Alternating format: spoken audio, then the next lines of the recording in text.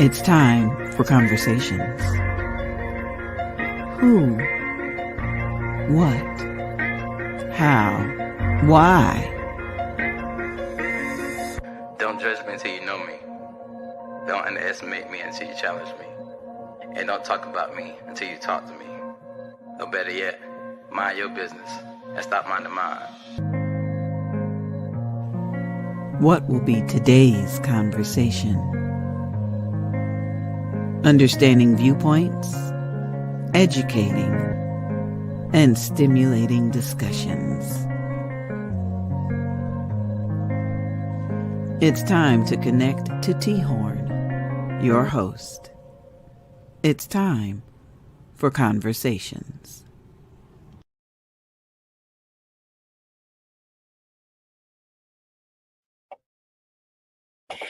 Hey everybody, it's been a minute. It has been a good minute, but I am back from my month hiatus. You know, I had to take me a little break, but we are back with conversations with T-Horne the Uncool, with yours truly, T-Horne the Uncool. So, what are we talking about today? I've been taking time over a little break to go over, what's been going on in the world, what's been going on with our nation, what's going on with our community, because I feel like, these things are important to talk about, because if we don't talk about them, we can't solve any issues and we can't, eliminate any problems. So today, the topic is state of emergency. Now, what do I mean by state of emergency? The nation is so divided when it comes to one thing. Well, a lot of things, but we'll talk about one thing today. And that is the presidential candidacy, voting, politics, all that stuff just divides our nation in so many different ways and so many different directions. When it comes to race, when it comes to culture, when it comes to whether you're a Democrat or a Republican. And today, with everything that's going on, I just want to take time to be able to talk about it. So I got some guests on my panel today who come from different walks of life and can give different views and aspects of where they see things going to political parties, and just give their viewpoint of, and their opinions about how things are going and what we can do to bring unity to the division that's already spread out across the US of A. So real quick, I'm gonna bring my guests up on the screen. If you could come on, please.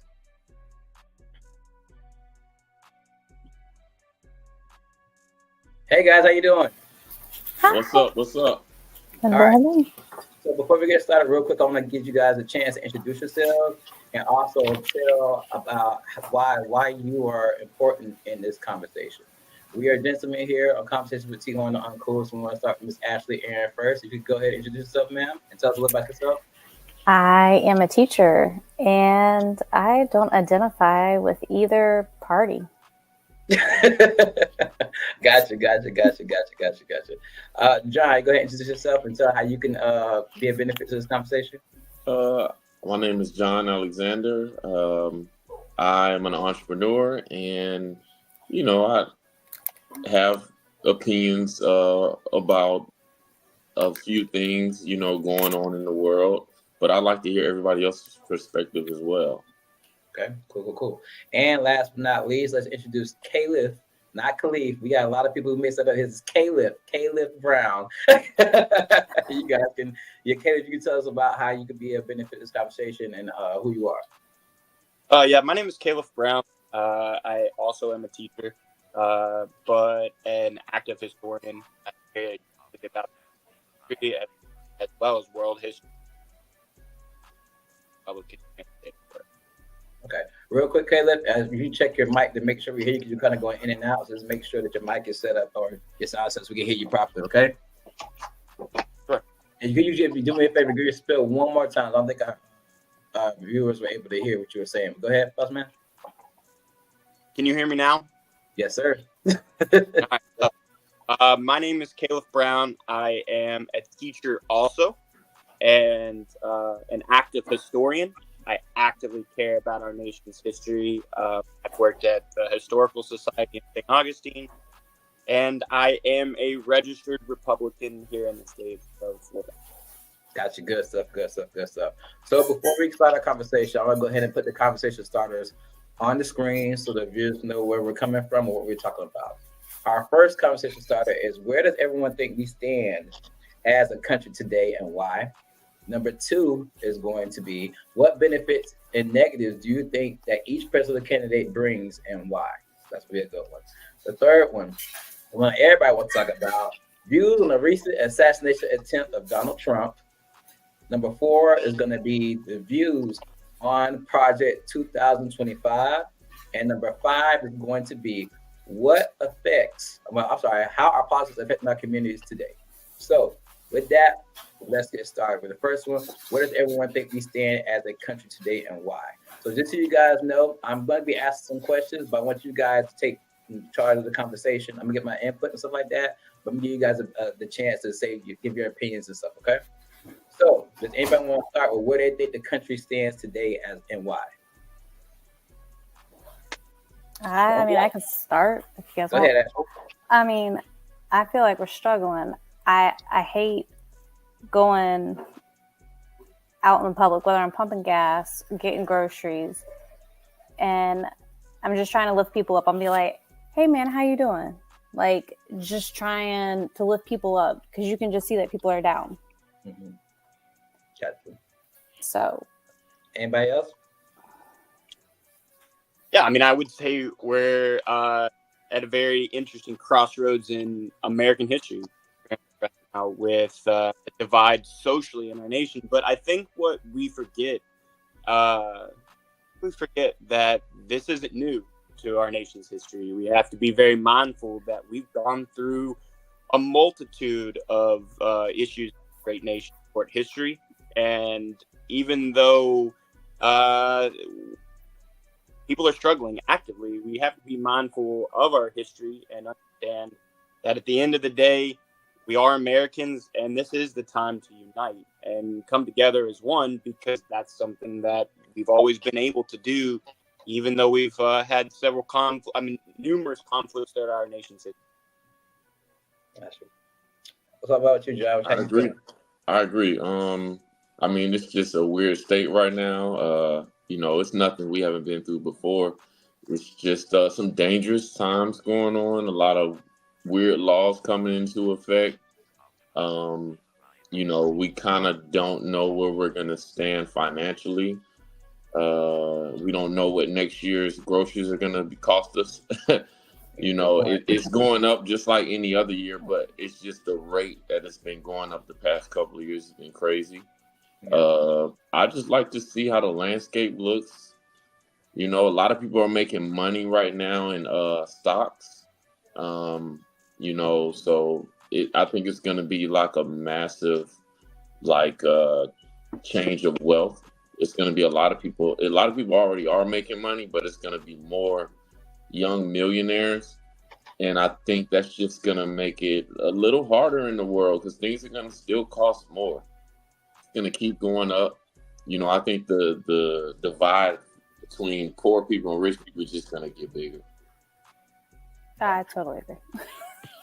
The main thing I think I'm hearing, and I agree with you guys 100%. The main thing I'm hearing is struggle and division, and I could think we all can agree on that. From inflation, raising of gas prices to the conversations about benefits to veterans and stuff they're going through, to the debates and battles with race and culture and religion. It's like, and I think Caleb could back me up on this because as we've gone through history, it's like we've taken so many steps up to change certain things and bring equality to the nation.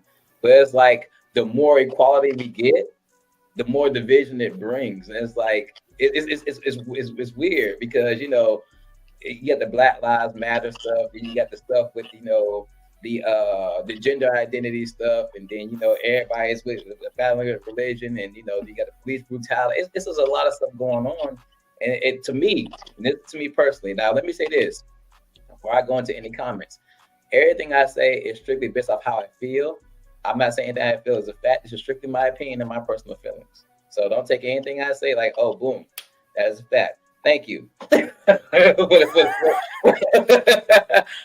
needed that at the bottom. I was going to say, like, more awareness brings more division. It seems like that, but I mean, I want to say awareness. I mean, well, I'm just saying when you're saying like if we start talking about gender identity Mhm. or all the things, and then you're talking about then we have this division. The way you just like worded it. Well, it's like this. If I can speak, it's we're the land of the free, right? The land of freedom of speech, freedom of choice, and all this stuff. But it's like the more freedom we get, the more divided we get, and it's crazy because we have that freedom. It's like, why can't as a nation we just regulate our choices and regulate our freedom and just respect the fact like, hey, this person thinks differently, or this person is a different color, this person is a different religion, and that's okay. Why can't it just be okay? We all preach about like, okay, our forefathers want to be land free, but then when people are free, then other people who don't agree with that freedom have a problem with you being free. You know what I'm saying? That's a big contradiction to what the country is supposed to stand for, if that makes sense. You know what I'm saying? I might be rambling. Does that make sense to you guys? I get it. I see the think tank going over there. You got something to say? I mean, I just think at the end of the day, we have to just be mindful of what we mean by the term. I think that's always on the mind. We get associated with freedom. Yet we have the most laws per any major first world nation in the world. And so how are we allowing people to practice their inherent freedoms while restricting it with every little tick-tack law that you could possibly think of that restricts our individual rights as a whole? So I think we have to just first define what we mean by what freedom widely means and the association that it also has on the restrictions that are in this country as a whole. And I think you and I and the panel know there's a law for about anything, and you interact with it in everyday life, and it's very difficult to maneuver in just our functions. I read an interesting fact several weeks ago that the average person commits at least one felony a day without. How is that? So I think that I love my country. I do, but I think that we have gotten into a very freedom that we hold near and dear. Far cry from what our founding fathers wanted, and I think that we have to be mindful. Gotcha. I mean, I don't know. I mean, like I said, I'm born and raised as an American. Well, let me speak from this standpoint. I am American, but I'm a Black American. I'm an African American. Just put it like plainly what it is. You know what I'm saying? And it's like, just speaking from my standpoint of what I face every day. It's why I'll talk about why, if we're a nation that's supposed to be about unity, why as a Black man or a Black individual, why should I face so much? I don't know. I guess the word I want to use is indifference. But I'm not just talking about me. You know what I'm saying? I'm speaking from my standpoint because whatever race you are, whatever religion you are, whatever idea you have, whatever sex that you identify as, you face some kind of struggle. And if we're a country that's supposed to be all about, coming together and stuff like that and everything, my biggest issue is why do we face the struggles? Why does a Black man have to drive, can't drive down the street without the fear of getting pulled over? And he's the only Black people, the only people that's thinking like, hey, if I get pulled over, I might get killed today. You know what I'm saying? Why is it a white man has to, feel like, everybody's against him because of, slavery and this and that and everything? Why does someone of Spanish descent gotta, go through this whole thing of, being characterized like, oh, the only thing you can do is build a house? Why is it that, you can't be gay or transgender and live your life freely without somebody coming out and calling you the F word or looking at you strange and this and that? Why can't you be anything in this country that's outside of Christianity, and you're judged it the wrong way. It's just too much negativity. It's like, what the heck is going on? Like, the principles the country is built off of aren't really being followed. And that's my biggest issue with the state of the country today. You know what I'm saying? Anybody else want to give me any insight on that? Or am I just the only one who feels that way? I agree. I mean, shoot, when I was young in kindergarten, we were taught the golden rule.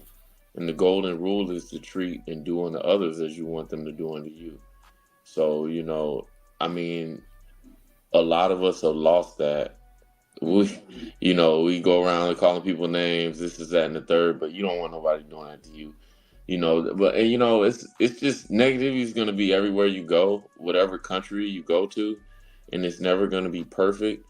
But like my man said, there's a law for everything, and like you said, they're making all these new laws. Well, they've made all these new laws to give gay rights and things like that, and unfortunately, that's not part of that's not part of the everyday norm for us as our country. Maybe you go to France and Paris and stuff, that's all cool there, but like here in America, that wasn't the way. Like particularly here, it wasn't really worldwide accepted in our nation. It was kind of something that was shunned upon until people started fighting for rights, and I get it, but unfortunately, you got people that's still stuck in their ways.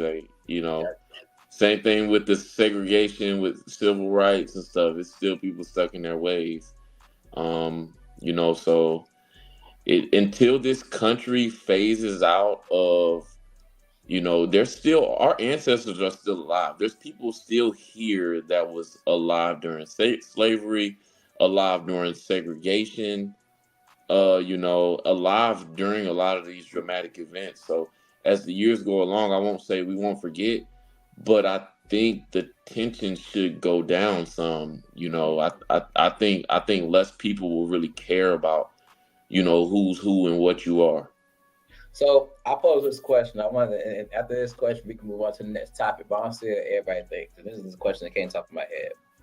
Do you guys think that the state of the country, because you got to think, when these laws were put in place and the Constitution was written and this and that and everything, there was a certain status quo of how the country was at that time. But as the years have gone by, the country has changed so much. And do you guys think, because when I say the country's changed so much, blacks were in slavery, then with segregation, now they're not. There's equality. We have the whole thing with the LGBT community. We have the whole thing of immigration, and people come from other countries, come to America getting citizenship, stuff like that. When these laws, and Caleb, check me if I'm saying anything wrong, were put in place, the country is in a certain place at a certain time. But so many changes have happened over the years. Do you guys think that has a certain effect on the rules, on the laws put in place, on how they thought when the certain laws were put in place back in the day, that they weren't taking these things into consideration, and the country is trying to adapt this stuff? How can I say this? Basically, what I'm saying is this: laws were put in place, right? Constitution, all that stuff, amendments, all that stuff was written and stuff like that. Science sealed, delivered. But do you guys think that these changes that have happened over the years were thought about when these laws and stuff were put into place? I don't. Because we talk about all that stuff, and then when things are changed in our country, it's like, okay, I look at it like this. Like, okay, now blacks are out of slavery, so now we have to adapt. Now these new religions are introduced. Now we have to adapt. Now immigrants are coming from other countries. Now we have to adapt. Now the LGBT community is in the play. Now we have to adapt. I don't think that when these laws were put into place, that all this stuff was considered, that the country would change this much. Right. And now they're trying to make it for everybody. But I think it was those, and this is my opinion, but I think those laws were put into place and these documents were written for a certain time. for a certain time frame and not really conducive to the times of today. Does that make sense? It does. Yeah. It does. You said everything I wanted to say, but I didn't want to say it. One thing about me, Because you know me, Huh? like I say, you know me. Mhm. You said what I would want to say. So I'm gonna say it, and I might get backlash for it. No, this is the thing. I want you to feel. I don't want you to feel like you can't say what you gotta say. But remember, it's a family But- show. Okay, but I have a job, Mhm. so they were all a certain type of man Mhm. that created these. Right. But now we have different cultures. Different genders. Those weren't taken into account at that time. Those weren't a thought. Yeah. That's all I'm saying. Basically, I think Yeah. the main thing. Go ahead. I'm sorry, go ahead.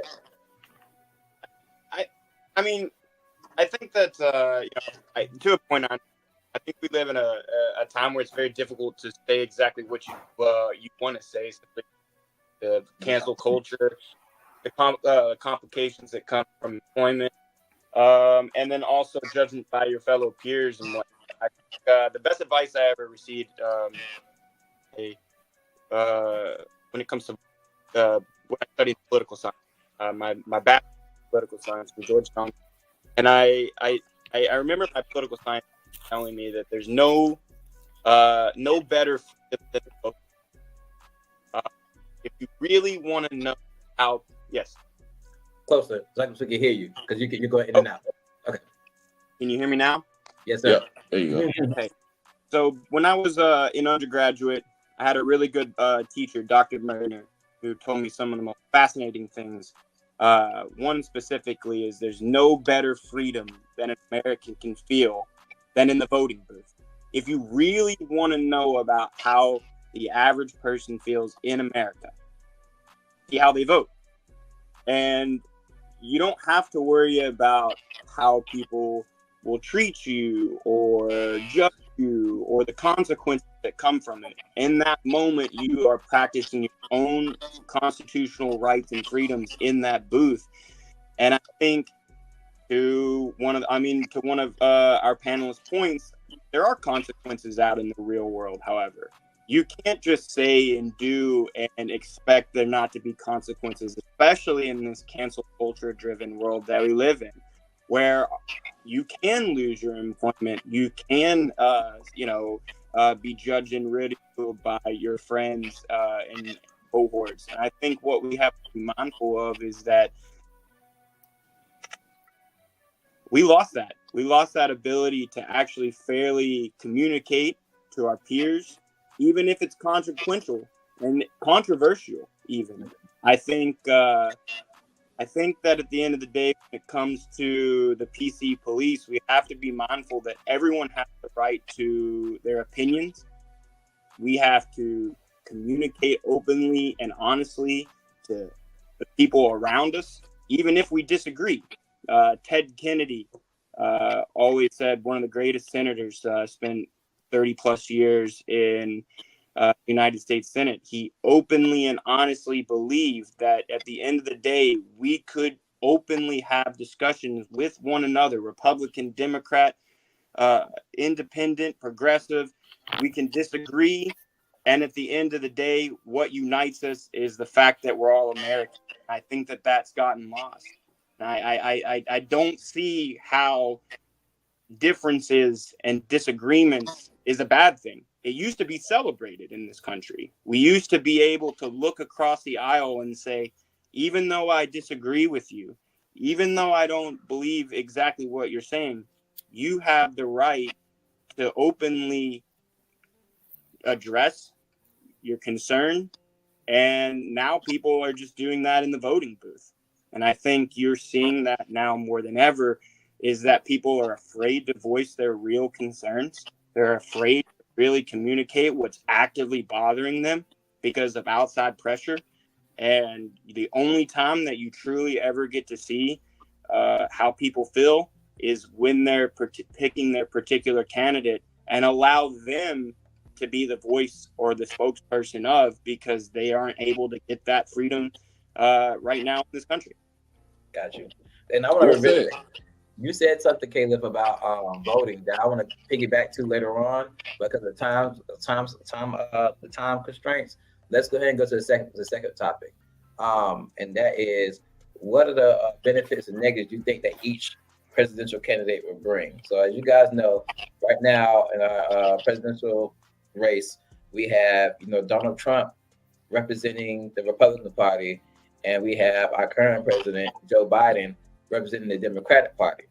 I'm not going to speak on where I stand as far as where Democrat or Republican, stuff like that and everything. I will give some insights here and there, but what do you guys? What are some positives you guys think each candidate will bring? I mean, if you're active, if you're going to be choosing a candidate in this particular election, well, John, let's pause for a second. Let's do it this way. Let's pause for a second. So let's do it this way. So this way can be more understood. Not mean to cut you off or nothing like that. No, you good. You good. Yeah, let's focus. Let's just do it. Let's focus on Biden, then Trump, and we'll do it that way. Okay. Right. So Joe Biden, Democratic candidate. What positives and negatives do you guys see coming with Joe Biden? Let's start. Does that help the conversation a little bit? Yeah. How we're going? Okay, so it's about Biden right now. So, do you guys have any positive, negative views on Biden as far as him becoming president of the United States? I mean, I would be voting for Biden. So I of course I have a lot of positives to say. I got a couple negatives, of course, but I mean, I have nothing but, I like at this point in this conjuncture of what we're looking at, neither candidate is like, for me, it's like the greatest candidate. I'm only like voting for Joe because I strongly disagree with what Trump is doing. And what do you mean? What do you mean by what Trump is doing? Well, I mean, what the administration. Well, I don't like what the administration did in the 4 years it was in, and his first term. In his first term, and to go for a second, I think would be detrimental to us, just only because of some of the laws that's been threatened, some of the things that he said he's gonna do. As an American, I'm Black. They call us African Americans, but I'm from America. You know what I'm saying? I've never been to Africa. My great grandma's from America. We put a lot of blood, sweat, and tears here. You feel me? So I represent America anytime I go to another country. So with that being said, I just don't feel like that January 6th. They called it the insurrection thing. I don't feel like that was a very American patriotic thing to do. I feel like it was a crime against your own government. And honestly, if the people weren't shot down, cool. I don't need them to die, but they should be punished. And to let them get off and give them a pardon, I think is a terrible idea. But I don't want to speak on Trump. This is about Biden. Biden just isn't Trump. That's the only thing. He's not the greatest guy, but he just isn't Trump. He has a better moral compass than him. And it's clear with, how he addressed the shooting. He was the only one to reach out to the victim that was in the crowd, the wife of the husband that died. And, it's a lot of things. I could just go on for days. Well, that's just my take. Let me ask you this, and then we'll go to somebody else. And you guys probably answer this question too. So me and my wife recently sat down and watched the debate between, Joe Biden and Donald Trump. And one of the things, this isn't my personal opinion, because I personally thought while watching the debate that Biden answered the questions and gave, he's actually on point with staying on topic and stuff like that, But the biggest conversation people are having is they feel like because of his age, and some say his mental state, that he's not a good candidate to be our president, and his time has passed. There was a comment earlier that said brings a. Hold on, let me find it real quick. I'm sorry. Go back to Biden. Biden brings a lifetime of political experience, and that's true because Biden's been in politics since way to the way back. You know what I'm saying? He's gone up through the ranks and stuff like that and everything. So that's true. But now people are feeling like he's too old and his time is past. Do you guys agree with that? He may be too old, but we got a vice president for that. That's true, and that's one thing people don't take into consideration. The whole point of the vice president, if the president isn't able to enact his duties, then the vice president does take place. So with that being said, I'm not gonna lie, I can't top of my head think of who the vice president would be if Donald Trump becomes president. But I believe with Joe Biden is Kamala Harris. Yeah, but they just named JD Vance would be his vice presidential candidate. He's junior senator out of Ohio. He's 37 years old. That's promising. Just talking about age, just like that, you know. He actually represents the district my wife is from, actually. Wow. In Ohio. He is an absolutely incredibly intelligent human being. He graduated from Yale Law School and wrote a very prominent book called Hillbilly Elegy. It was a national bestseller. It was a national best-selling novel that was on the New York Times. He wrote the book about the conditions of mining culture in and around West Virginia and Kentucky. So the man is... You're from Kentucky, right, Caleb? I am. I'm an 8th generation Kentucky. Nice. Okay. But let me ask you this before we go into that, because we got to be getting positive stuff about Trump and his vice presidency and presidency and everything. But let's stay on topic. We'll get to Trump, I promise you. But Caleb. No. Okay, I hear you. No, he's explaining who JD Vance was. Yeah, I got you. But Caleb, real quick, I do want to hear. I know you're a Republican and everything, but I do want to hear if you have any positive points when it comes to Biden and stuff like that, or negative points. I do. So, I have several positives. With Biden being a career politician, it is hard to not look at the entirety of his political career. I think what he does an extremely great job at doing is uniting our allied nations in NATO, which is the North Atlantic Treaty Organization, where we rely on allies throughout the Western world to help prevent the spreading of communism. I think that, and the impacts of Russia as a whole. And I think he does a really great job at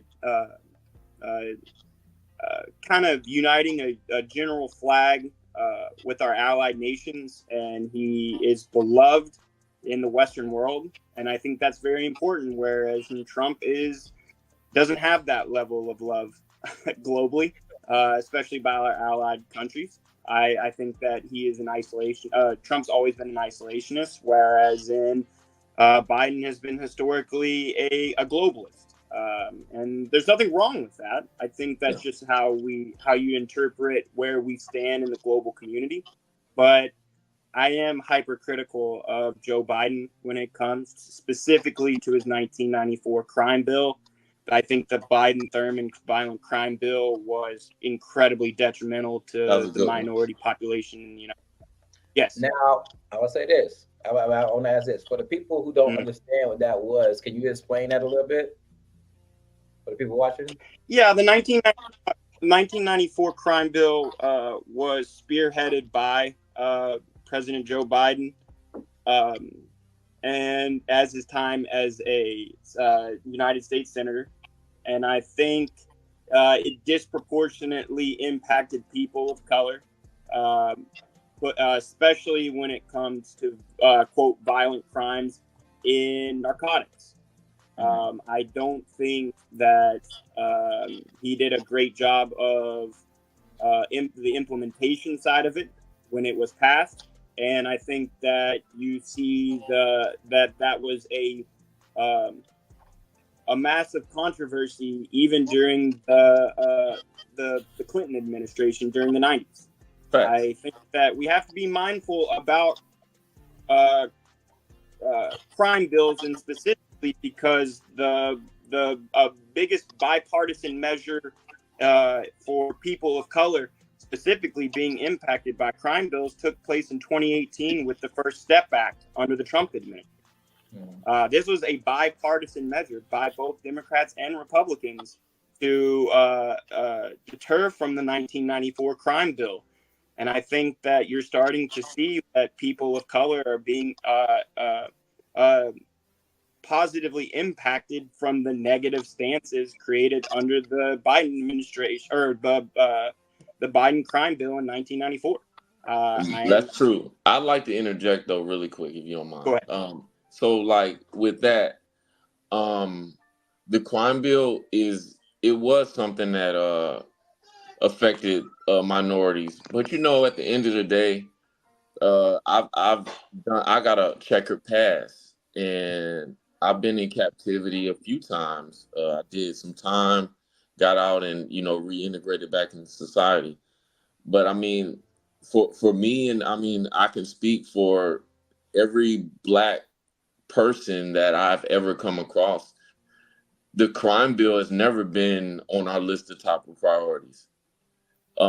Just for us personally, that's one thing we always looked at. But I mean, for us, it's just more about the whole the state of America, financially and morally.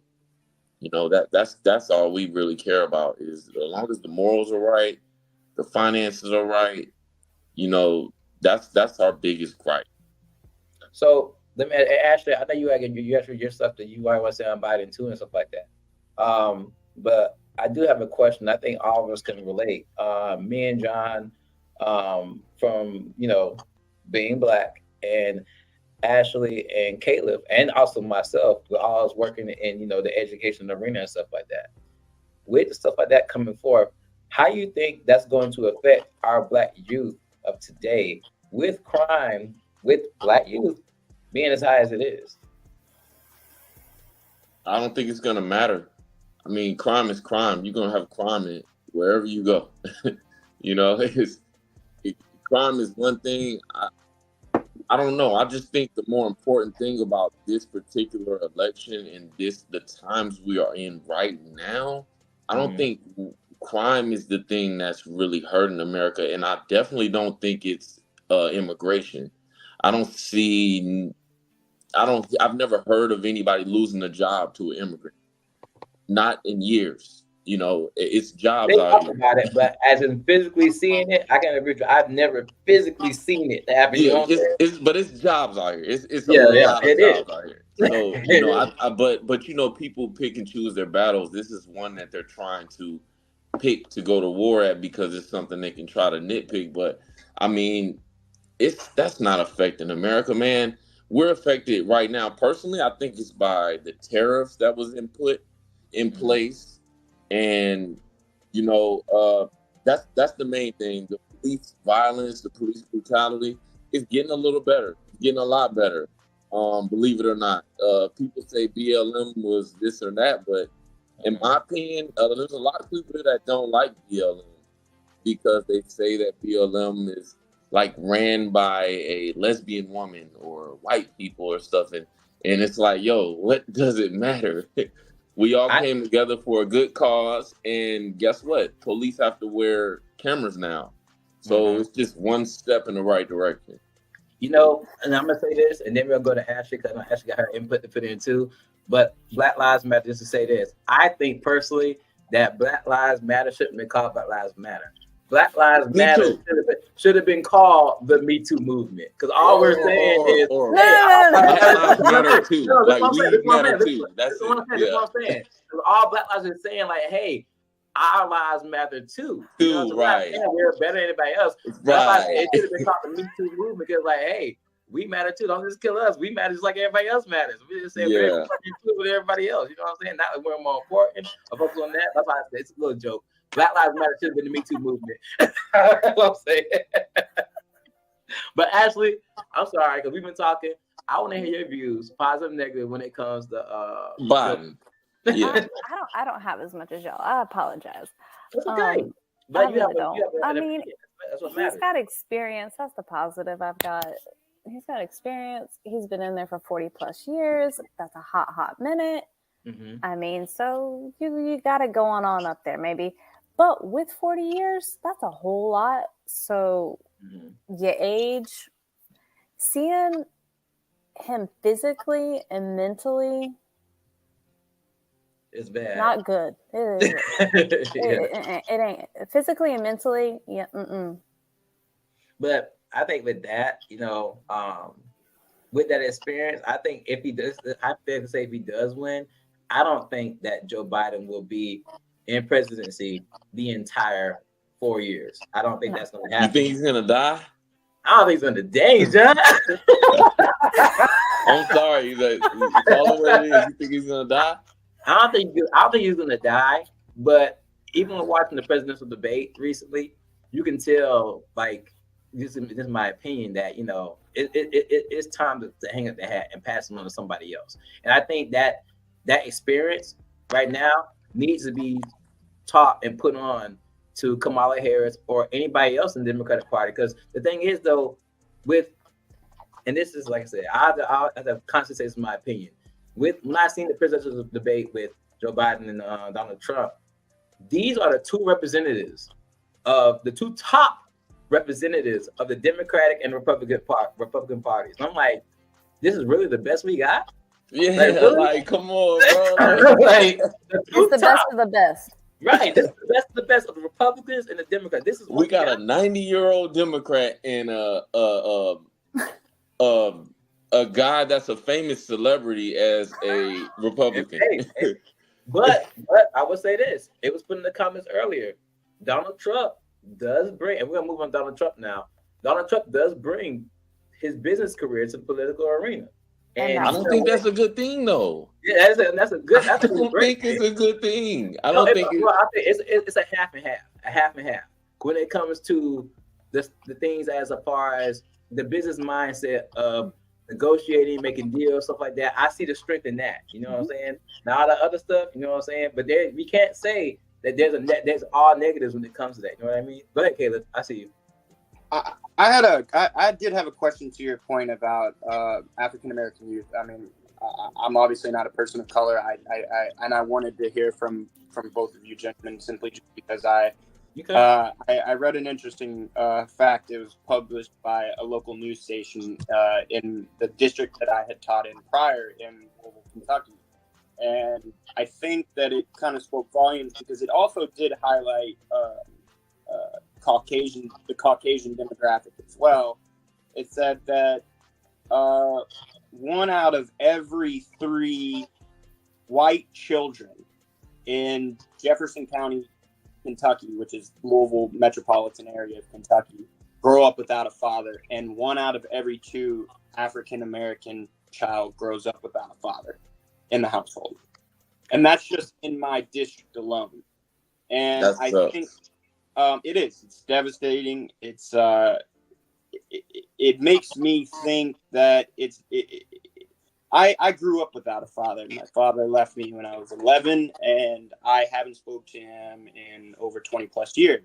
And I can tell you, I had a very hardworking, driven, capable mother that always put me first. But again, at the end of the day, she's just my mother. Right. And I would have always enjoyed just even having a father that was slightly interested in the household. Because, I mean, again, it's difficult growing up as a man, especially in this culture that we live in today. Suicide being the leading cause of death for men in this country. And so I think that when it comes to my discussion, I think that I wanted to ask you both, what do you think about the importance of the nuclear family? Like, is that something that has impacted, is that something that just impacts, minority population? Because I don't think No. so. I think it impacts. No. No, I don't think so. So Yeah, it impacts us all. when you say that, you're talking about as far as the father being in the household. Yeah, 100%. Well, and John, you don't mind if I say something real quick? Oh, go ahead, man. So all my guests today, I have a personal connection with all of you. Ashley went Douglas Anderson together. Caleb, we worked together in the school system, and John, we've been friends since we were like 9 years old and everything.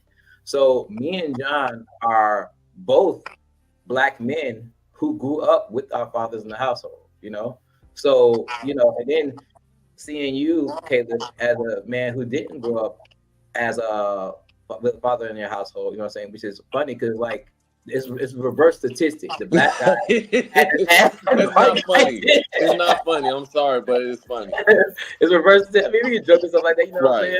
But that right here is a prime example of it affects everybody. Because anybody watching this podcast will probably be like, oh yeah, Caleb definitely had his father, but John and Terrence probably didn't. But that's not the case. You know what I'm saying? And I'm pretty sure for me knowing you personally, so I'm not going into detail about, that's me and your conversation, but you can see even with having that, the different effects that it has, negative and a positive. So I definitely agree with John when I said it's not a black, white race thing. It's a problem. If your dad ain't there, it's a problem. Yeah, but there's some light at the end of the tunnel. I just saw a statistic. I don't know if this is true, but they say that the amount of two parents households is about at 70% now. It's up 70% or something like that. It's going up. Okay, and I saw a comment. It's because everything costs so much. You got to sacrifice and just be everybody. Hey, I get it. Everybody, even divorce. You know what I'm saying? It's cheaper to keep them. Facts. Hey man. I'm married. You're not getting divorced. It costs too much. Inflation is high. Divorce probably went up because of inflation. You never know. Yeah. No, but that's a real conversation right there because my father was in my life, but he left, came back, left. My parents were married and separated 2 different times. Got married to other people. I had a stepdad for a moment. My mom was single for a moment. And he comes back. I'm in middle school. And my dad comes back in my life and he's staying with us. So, I got to experience a lot of that. So not having your father directly in the household the whole time, it definitely affects you because I looked up to my uncle who was like doing street stuff and all this and that because that's who I saw when I was very young and wanted to kind of be like him. I thought that was it. And, I love my dad. My dad's great, but, it's just one of those things. You got to have a dad in your life actively all the time to make a real difference. And I'm not against gay people at all or nothing like that, but not to put my kids out there, but my stepson, when I first came around, he was kind of twisting when he walked, not knowing it. He's like 5, 6 years old, 6, 7 at the time. And he doesn't do that no more, because I stayed on top of him and I'm just, and I just want him to selfishly be like me. I want him to be able to reproduce. I want him to get a wife, and having a father makes those things also possible. Like you can see what a man is, what it's like to be a man. You come home, you take care of your wife and your kids, and you're there for them, So I think not having parents in the household has caused crime to go up. And even the LGBTQ community to gain even more of head of esteem, I think. That's just my thought. I don't know. I don't know if there's something behind it, why the LGBTQ is, I don't have nothing against them either. I'm cool. It just, So I'm going to tell you this. If you want to get some more insight on that, there's another episode we talk all about that. Yeah. But we got like about 10 minutes left. Let's finish up with the ideas, the opinions about the Trump administration. If Trump comes into the presidency, so the positives, negatives. We got the business aspect and stuff like that and everything. Is there anything else? I'm not gonna lie to y'all. When it comes to me and Caleb, you can help me out on this. I've been hearing, and maybe I'm talking about the more of the first term and stuff like that when he first tried to run for presidency. I'm just now. Let me be honest. I'm just now really getting into politics. Like within this year, I've really started taking it seriously and keep up what's going on. But with the stuff about the wall and this and that, and some of this, and maybe my opinion of the Republican Party has been so negative because every time I hear about Republicans, always something like, oh, the 1%, they're going to get tax breaks, and then all the working people who aren't making any money are going to get more taxes and stuff like that. Then you get the stuff about the wall keeping people out and stuff like that. Then you got the whole thing, the beef with, and I could be, and if I'm saying something wrong, you guys feel free to check me. The beef and the problems with Russia and stuff like that and everything. It's like every time I hear, and maybe it's because I'm black, maybe it's because I'm middle class, and maybe my views are biased based on that. But every time I hear Republican, I hear something negative based off my personal situations and my personal views. So with Trump being a Republican president, I don't really see any positive benefits. And maybe with me saying that, some of those things need to be brought to life. I know Ashley, you don't choose. You're neutral. Caleb, you're a proud Republican. John, I don't know where you stand political wise. Are you Democrat, Republican, or are you neutral? I'm a Democrat. I mean, when I was younger, I was told Republicans care about money, Democrats care about the earth and stuff. So I was a Republican, but then as I got older, I'm like, I can't. Yeah. I've been told personally that I identify. Actually, I take up. It's funny because the guy who told me this is on the podcast. Me and Caleb were in class one day. We were talking about it. He said I haven't claimed it yet, but based off my ideas, I think it was libertarian. You said Oh, don't you remember we did this at school and they made us take this little survey and it was on the line? Ashley. We were in like 10th, 11th grade. I'm gonna tell you, I remember that day. I remember I wasn't paying attention that day. You were paying attention. I remember that whole thing we did at Douglas Anderson. I do, and I was not paying attention that day. But I was actually talking to my man about this last night, and I was like, he said, babe, our viewpoints change. Things in our lives are going to change. Mm-hmm. And so where you were and where you are now might not be the same. Right. So that's where I can't say I'm this or I am this. There are things that I see on both sides. Mm-hmm.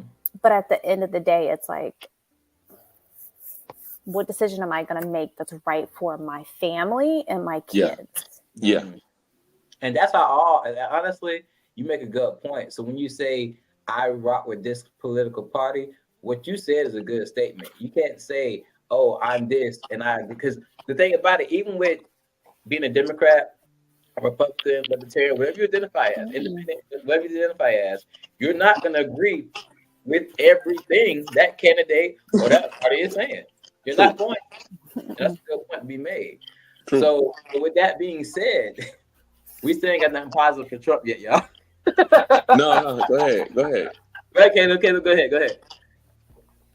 Sure. So I think I like this quote a lot by Winston Churchill, the Prime Minister of Great Britain during World War II, and he says, let's see here. If you are young and not a Democrat, you have a heart. To be old and not a Republican, you haven't a brain. So I think that back to her point, I think she made a really good point. Like over time, you change how you view the world as you enter it. And I think that I initially was a Democrat. It's crazy to say. I was at the 2016 Democratic National Convention when Bernie was running. Yes, I was in Philadelphia at the protest 2016. I marched with the Black Lives Matter movement in 2016. And I began to quickly realize, though, that this was not really about issues in this country of any substance. And I know that because Bernie consistently faced consistent disagreements or consistent trauma issues in his own party.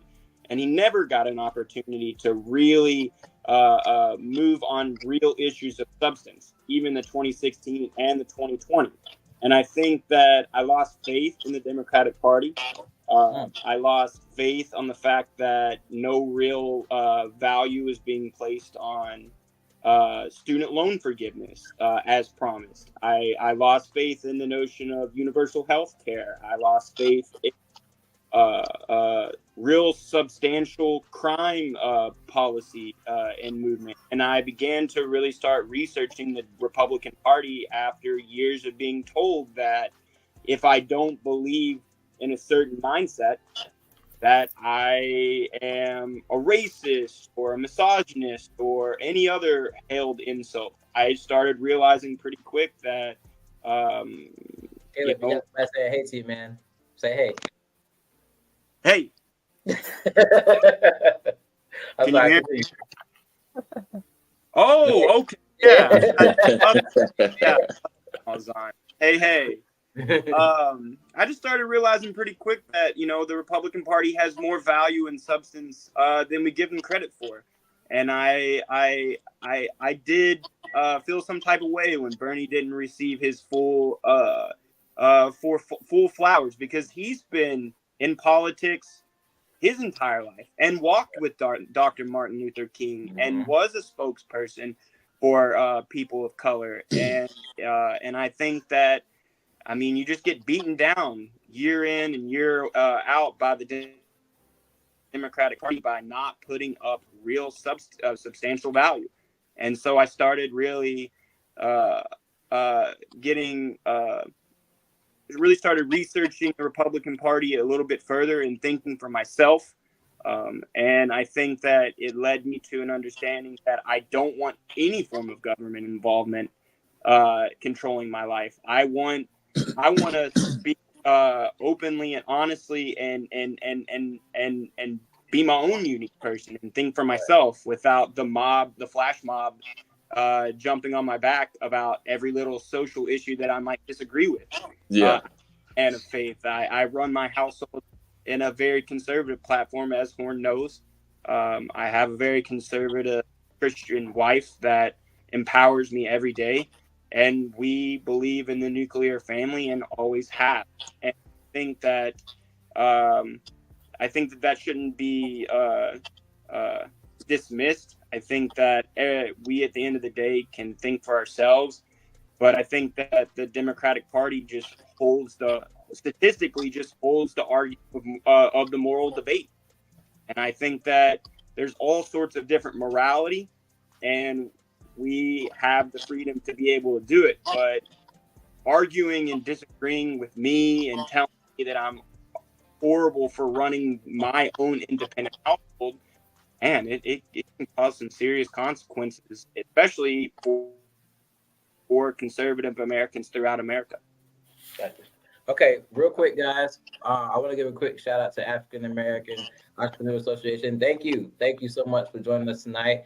But guys, we're coming real close to our break time. Coming up on an hour. As sad as it is to say, I was trying, but we have not gotten any positive negatives about Trump yet. But that's okay. That's okay. Because the simple fact, when we come back from our break, we're going to talk about, the views on the assassination of Trump, Project 2025, and still give insight on Trump's presidency and stuff like that. But real quick, we're going to take a 10-minute break, so you guys take time, refresh yourselves, get something to drink, go to the bathroom, stuff like that. And we're going to continue this conversation when we come back, all right? What's up, everybody? The Dental Diva here to talk about stain.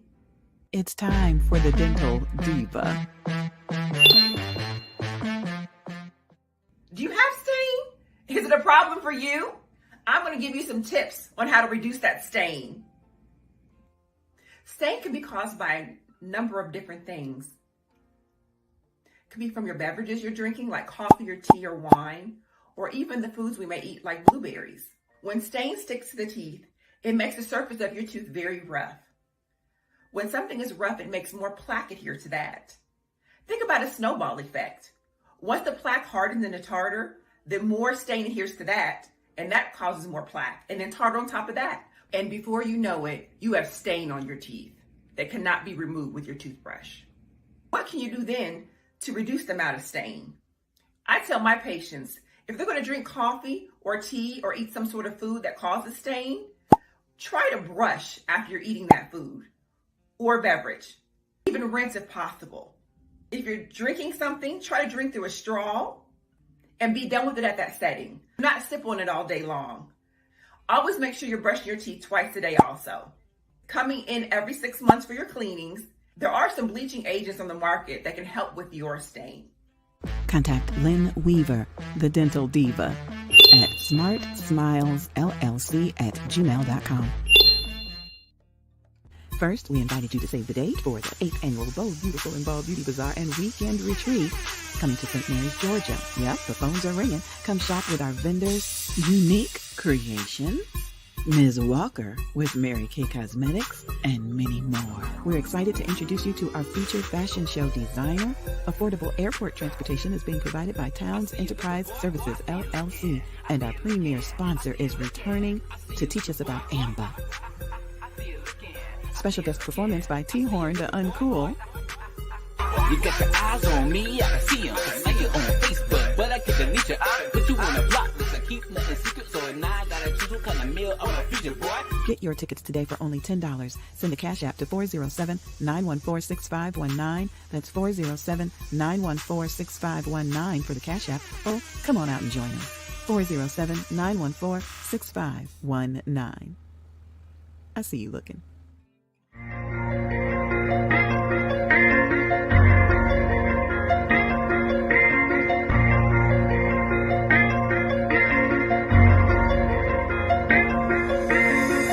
Don't judge me until you know me.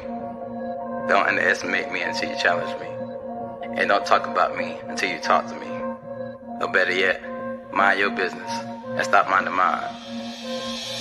Yeah, I'm the topic of conversation. Circles talk about me. Yeah, I'm in rotation. I'm the one they talk and then they gossip about. Now it's so hard for them to keep my name out their mouth. Oh, I'm the topic of conversation. Circles talk about me. Yeah, I'm in rotation. I'm the one they talk and then they gossip about.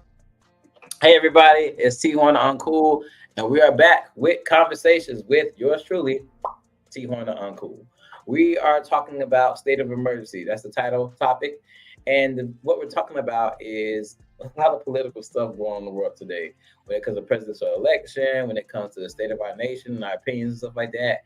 And we have a great panel of people today from different walks of life with different views, different opinions. We'll all come together to talk about our different views and opinions on different topics. So we can bring unity and get understanding. Once you understand, you can move better. Whether you disagree or agree, you can still move better in a positive direction. So let's bring our guests back on the screen if they are available. So we got John, we got Caleb, and we got Ashley. Welcome back, guys. All right, so let's continue our conversation. Before we left for the break, we were talking about the positives and negatives of each presidential candidate, and we left off on Donald Trump. And since we're talking about Donald Trump, let's go ahead and go to topic 3, and let's get everybody's views on a recent assassination attempt of Donald Trump. So I'm gonna let you guys know. Let me just get this real quick about my view. So I had to kick myself in the butt because, and this is me speaking freely, when I heard that somebody attempted to assassinate former President Trump, the Democrat in me was kind of like, yes, but that was messed up. Because that was messed up. It was messed up, and the reason it's really messed up. But the reason I say it's messed up is because I can't want anybody to be assassinated or taken out simply because of my political views and my opinions. Now, if he's detrimental to the country, I really shouldn't wish death on anybody, because fact of the matter is, one day this could be our commander-in-chief, and then you get that thought in your head, like, man, I wish this dude would have got shot. That's not a good thing to have, a good idea to have. Because even with me disagreeing with a lot of stuff with President Trump, that doesn't mean him getting assassinated is the way. You know what I'm saying? So you can't have those mindsets. But at the same time, I was able to see a lot of different, things that came about with the assassination attempt, which I'm going to talk about, but I want you guys to give your inputs first. So, Ashley, I'm going to start with you because I know us men been talking it up. How did you feel about the assassination attempt? Okay, so hopefully I don't know, I was like a small percentage of people that thought that's a joke. It was a ploy. It's a stunt. It's a stunt. Trump did it. Are you nodding your head yes too? Was that a not yes? I could understand. I don't agree, but I understand why you would think okay. that. So that's where, like, truly, initially, like, when I first saw it, I was like, man, Trump did that to I think we all had that view. We did. I think I had it too. And I was like, he did this to draw more attention because that's a Trump thing to do. Mm-hmm. But then the next day, after sleeping on it and watching it, I was like, nope, this brings up a whole nother topic for me and what I see in the students that I work with, that this is another case of mental instability with the youth that we work with. Yes. That was perfect. Oh, wow. Yeah. Wow. I didn't even look at it from that standpoint. That's a very good point you're making. Wow. Are you saying as far as, explain to me, are you saying as far as the person who tried to assassinate him, or are you saying like, okay, I get where you're coming from. John, you got any insight on that?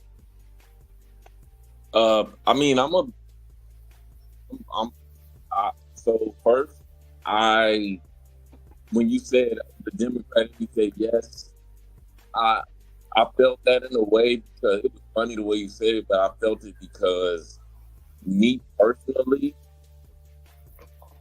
I feel like it's threatening to us if Trump wins. So unfortunately, if he has to be a casualty of that to affect our way of life, then that's just the way it goes because there's millions of people go to war and get killed all the time. But to speak just on that, I think, like, if I was to give my input on what I think happened or who did it, who's behind it, it would be two different reasons. It would be either one, that same boy that was in that was doing the shooting, he was in the ad for a company called BlackRock. This company, BlackRock, actually controls majority of the world's, not the United States, but the world's money. They control it. So with them being in their ad a few years back, it's easy to link into something like that. Maybe they want to knock Trump off or something. I'm sure there's laws and things being put in place and all type of stuff. With these tariffs, I speak so adamantly about that is affecting the way money's being around the world. Trump's a businessman, so he brought that real, what do you say, like guerrilla type business mentality. Like he comes and he takes, and if you give him a little bit of power, he's gonna flex. He's gonna flex his muscle, and I think he was doing too much muscle flexing. So that could be one. And the other reason I think it was either it could have been just Biden, period. It's either this company BlackRock has something to do with it or Biden. Not to sound like a conspiracy theorist, but it's just, if you can put 1 + 1 = 2 is what it is. They just had a Supreme Court ruling to make it so that a president is immune to all criminal charges as long as he's president. Including, this is I quote from Biden, including, sending a hit for your opposition. So technically, they already made it, they voiced it verbally. Biden can literally say, hey, I want this guy killed and not go to jail for it, not be persecuted for it at all, especially if he feels like he's a threat. And he's already voiced that Trump is a threat to democracy. And he feels that way, so do I and others that feel that way, that have deduced all the things that Trump has said, plans on doing, and has done thus far to us. Got you. Okay. Look, comment down here. Free blacks were originally Republican, and now blacks are mostly Democratic. Yep, that was the change. That Got wow. Yep. Caleb, and after you go, Caleb, I want to talk a little bit about the funny, kind of not a joke, but something I thought was pretty sarcastically funny, but at the same time it has a lot of relevance to the assassination attempt. But what are your views on the assassination attempt of Donald Trump? Well, this isn't new in American history, assassinating presidents, and the attempts of assassinating presidents. This is, I mean, off the top of my head, I could think eight presidents have had either been assassinated or had assassination attempts. And speaking of which, a lot of people don't know this, but George W. Bush actually had an assassination attempt in 2006. So, yeah, shoes thrown at him too. Yeah, shoes thrown at him too. Yeah. Definitely. So I mean, looking back at it, I think like you look at like Teddy Roosevelt, for example. He was shot. He was shot in the chest and finished the speech. Might I add? Yeah. Yes. The only thing that kept him from suffering even further bullet wounds, he had a copy of the speech that was over 150 pages that blocked the breastplate from being punctured too far. So we have presidents that have had run-ins with assassination attempts: JFK, Reagan, Lincoln, McKinley, Garfield, George W. Bush. It goes on far, but this attempt on Donald Trump's life is an attack on democracy, in my personal opinion. You don't have to like President Trump. You can think he is a legitimate threat. But when we start killing our adversaries, simply just attempting to murder our adversaries, especially a former president of the United States, we start getting into authoritarian forms of government. Yep. And that's horrifying for me. That makes us no different than North Korea. The thing that we hold near and dear to our hearts is our ability to elect the leaders that we think best represent this country. And when we attempt to murder them, it's like I said, it's a 100% attack on American democracy. And it's a threat to our country as a whole. And just as the left widely thinks that Donald Trump is an absolute disaster to American democracy, well, the right is screaming as loud as they can that the attack on his life is a very attack on democracy as a whole. Like,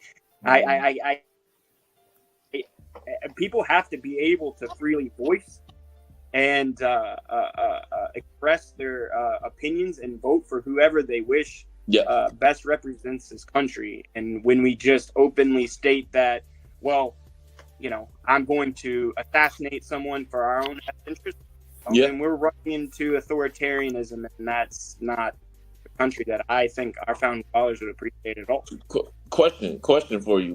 What are your thoughts on the fact that this law was put in place and passed by Supreme Court by a Trump-appointed Supreme Court official for something that was for Trump? When he was going through his cases of felony charges while he was under presidency, that got thrown out, and that's when they also added the notion in the verbiage that the president is basically immune to any criminal charges. So what are your thoughts on that, creating the environment? I think that we got to be a little careful that I think that widely what we have to be mindful of is that Ruth Bader Ginsburg, who was a former Supreme Court justice and was a liberal justice from the prior Obama administration into the Clinton, and I think all the way into like George H.W. Bush, even Reagan, I believe. Well, I think what happens is Ruth Bader Ginsburg is responsible for the Supreme Court widely flipping to Republican. When we have to think about how the Constitution lays out the Supreme Court in the various articles produced in the Constitution. Supreme Court justices can hold office for as long as they wish. There is no term limits on Supreme Court, and so Ruth Bader Ginsburg was dying from cancer and could have easily resigned under the Obama administration when he had both the House and the House and the United States Senate, but she chose not to, and that was a massive blunder.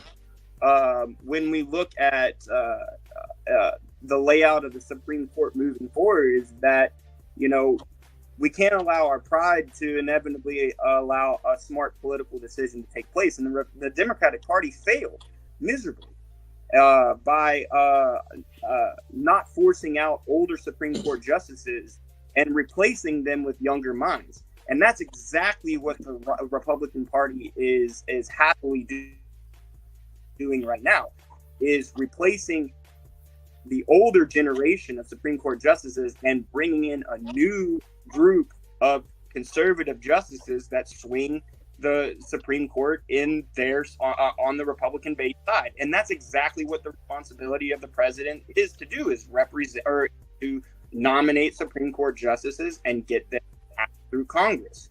Right. And so I think that what we have to be mindful of is that, of course, conservative justices are going to favor the very individual that put them in office. This is not a foreign concept. I mean, throughout history, of course, approved United States Supreme Court justices from a political president or from a presidential candidate is going to side with that candidate. That's the reason they were appointed in the first place. That's why we have balances in this country to vet Supreme Court justices, and there are strategies in place to prevent people from getting into office that shouldn't hold office. But Ruth Bader Ginsburg made a massive mistake by not resigning under the Obama administration to be replaced. Real quick. I mean, so, go ahead, John, finish. But like not having Supreme Court justices, that's been in effect forever, almost. Like, right? It's always been like that.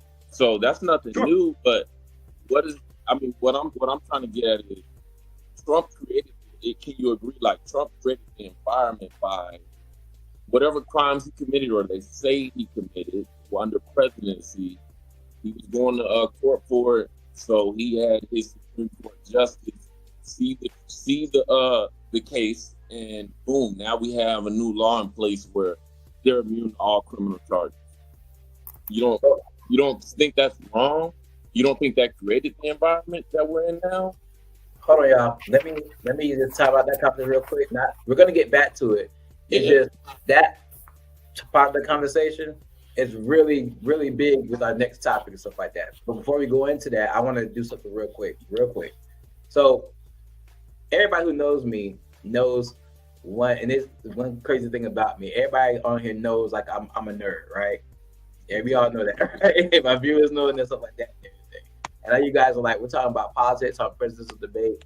How does that coincide with what we're talking about? I have some images real quick. I want to put on the screen and show you guys real quick. And I'm going to explain what these images represent and how they have to do with the Donald Trump, the recent assassination. Can I get those images on the screen? Okay, we have a picture of All Might. Okay, can we go to the next one? So you get it. And then we have this picture of Wall Might. And let's get the third picture. Okay, and if you read it, it says anime fans globally compare Trump to All Might after Trump was shot. So, real quick, let me explain these images right quick and why I brought those images on the screen from an anime perspective.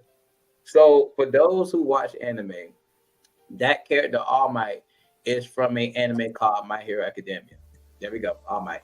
So, what All Might represents in that anime it's a world full of heroes, and All Might is the number one hero. He's a symbol of peace, the symbol of hope, the symbol of justice. In 2018, they made a funny comic book where they were making fun of Donald Trump and calling him Wall Might because with the wall and stuff like that and everything, because he was supposed to be a symbol of hope for the country and stuff like that and everything. So when you go to the third picture, when people are comparing Donald Trump to All Might after he was shot, as you see, they're doing the same pose and stuff like that, right? Donald Trump and All Might are not alike in any way. But in that picture where he's raising his hands up high, I'm talking about All Might now, that was after a battle where he was supposed to die. And when he raised his hand after the battle was done, saying, "Hey, I'm still here, I'm still standing," it's funny to me because the little Wall Might picture in the comic book was made in 2018. Oh, then wow. Then after Donald Trump assassination attempt, he did the same thing that All Might did.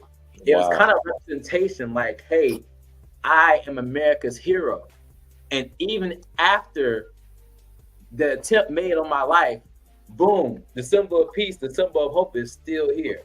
In my opinion, even with being a Democrat and anime people making jokes and stuff like that, that was a kind of subliminal saying of, hey, listen, I'm your hero. I'm the hope for this country, and I'm still here. To me, personally, that assassination attempt guaranteed that Donald Trump is going to be the next president. That was almost, I'm not saying the attempt on his life was fake. I'm saying the attempt on his life, though, kind of boosted the Republican belief in him in a sense. And I'm not talking about Republicans as far as, the high class or the 1%. I'm talking about the people who aren't in the 1%. Like that assassination attempt gave the Republican Party something to believe in. I see where you're going with this. I think Trump messed up though. Because Trump is a great.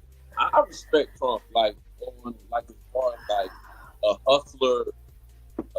He's a mastermind marketer. You know what I'm saying? He's a hustler. I don't really respect his business acumen because he has too many claims and lawsuits. And, there's a lot of laws in place where you can go and you can hire this crew to come and work on my building. And if I'm not pleased with the work, I don't have to pay you. Well, he took advantage of a lot of those laws and a lot of people. So I'm not a fan of that. But hustler, he got it. He's selling Bibles. He's selling gold shoes. He got sued for all that money. He made all that right back. I get it. Cool. Ashley, hold on, but John, real quick. I'm sorry, I'm looking at Ashley's face. And Ashley looks like she's disturbed over there. He a hustler, but it's just for me. It's just I think he had a chance to kind of get some more backing behind him. But when he made his two things he did wrong. One thing is he never even reached out to the victim. He let Biden reach out to the victim first, and he still hasn't. Okay, so that's one. Two, he chose his vice presidential nominee. You described him as an intelligent guy. He's intelligent, but he's one of those extremist guys. He has extreme ways about him, and he's one of those guys where he's even just a little maybe more extreme than Trump. So that's a bad look. It just brings the narrative that people think about you even more. And that's the tactic he's taking. So he took the tactic of siding with, or whoever comes with him, he's gonna be quote unquote the great white hope. This was the last election, and it worked. I didn't think it was gonna work. It worked. You know what I'm saying? Right. But because his plan was like, hey, I'm MAGA this, MAGA that. I mean, I don't know. If it's people that's actually voting for their life, they have to understand what happened the 4 years, the plan, what went wrong, and what's coming up. Like, MAGA was all about manufacturing in America, taxing those that bring stuff in, taxing those that take stuff out. That's called the 301 tariffs he put in place. So with those tariffs, it's like, hey, I'm going to tax all these countries, the people that we've been dealing with for years, because I feel like they've been getting over on us. That's his business side talking. You know, and you see what happened to the U.S. dollar. You also see what's happening to all the goods we get bringing in, all the goods we get brought in.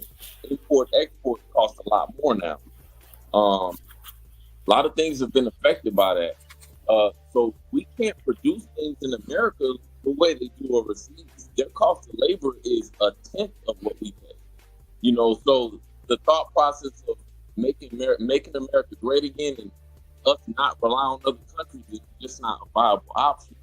And that's what he played on, and that's what he's playing on. It hasn't been good for us.